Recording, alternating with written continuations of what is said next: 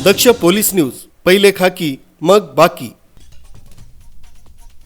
मुख्यमंत्री महाराष्ट्र राज्य यांनी राज्यामध्ये शासनाच्या प्रशासनिक विभागांसाठी क्षेत्रीय कार्यालयांसाठी 100 दिवसांचा कृती आराखडा निश्चित केला आहे।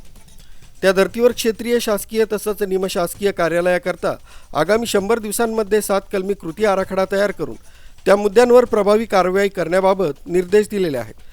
त्यास अनुसरून नाशिक ग्रामीण जिल्हा पोलीस दलातर्फे दिनांक 10/1/2025 रोजीपासून आठवड्याच्या दर शनिवारी तक्रार निवारण दिनाचं आयोजन करण्यात येत आहे। सदर तक्रार निवारण दिनाच्या अनुषंगानं नाशिक ग्रामीण जिल्हा पोलीस अधीक्षक विक्रम देशमाने, अप्पर पोलीस अधीक्षक नाशिक ग्रामीण आदित्य मिरखेलकर, अप्पर पोलीस अधीक्षक मालेगाव अनिकेत भारती यांच्या मार्गदर्शन तसंच सूचनांप्रमाणे नाशिक ग्रामीण जिल्हा पोलीस दलातर्फे 7 उपविभागीय पोलीस कार्यालयांतर्गत 40 पोलीस ठाण्यांमध्ये वरिष्ठ अधिकारी यांनी भेटी देऊन पोलीस ठाण्यांमध्ये दाखल असलेल्या तक्रारींमधील फिर्यादी तसंच तक्रारदार यांना पोलीस ठाण्यास बोलावून त्यांचे गुन्हा तक्रारींच्या अनुषंगानं मार्गदर्शन तसंच समुपदेशन केलं आहे। तसंच पोलीस ठाणे प्रभारी अधिकारी यांनी देखील वरिष्ठांच्या मार्गदर्शनानुसार तक्रार निवारण दिनानिमित्त तक्रारदारांच्या समस्या जाणून घेऊन त्यांच्या तक्रारींचं निरसन केलं आहे।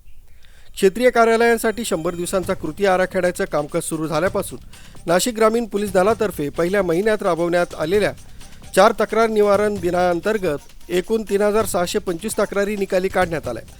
तसंच दिनांक 15/2/2025 रोजी 5व्या तक्रार निवारण दिनानिमित्त एकूण 755 तक्रारी निकाली काढण्यात आलेल्या असून आज पावेतो एकूण 4380 तक्रारींचे निरसन करण्यात आले।